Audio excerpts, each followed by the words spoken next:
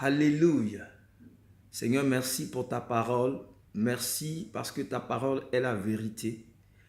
Je veux élever ton Saint-Nom, toi qui étais au commencement.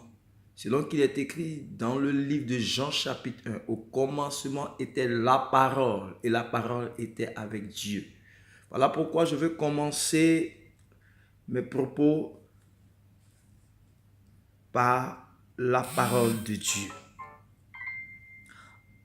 Dans le livre de Matthieu 9, à partir du verset 10 jusqu'au verset 13, je lis la parole de Dieu. Jésus était à table dans la maison. Or, beaucoup de péageurs et de pécheurs avaient pris place avec lui et avec ses disciples. À cette vue, les pharisiens dirent à ses disciples: « Pourquoi votre maître mange-t-il avec les péageurs et les pécheurs ?»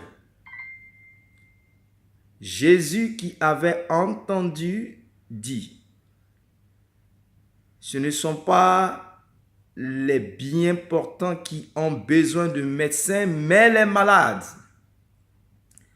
Allez et apprenez ce que signifie « Je veux la miséricorde ». Dans d'autres versions, on dira « Je prends plaisir à la miséricorde et non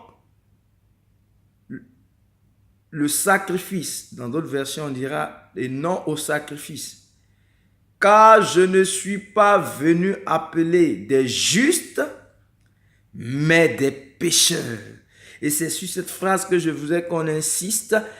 Car je ne suis pas venu appeler des justes, mais des pécheurs. Alléluia.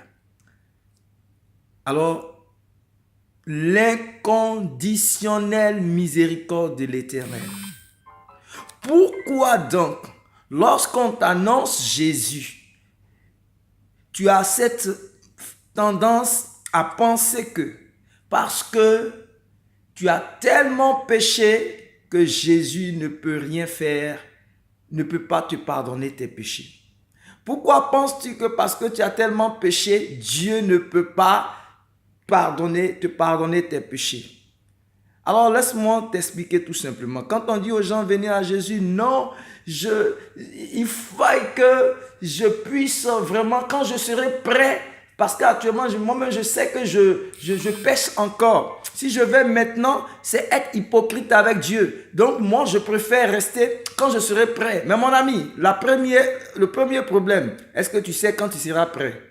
Et si tu meurs maintenant, tu vas où? Le temps t'appartient-il? Et comme le temps ne t'appartient pas, mon frère, donc ce discours-là, c'est dangereux. Tu comprends? Ensuite, il faut que tu comprennes une chose.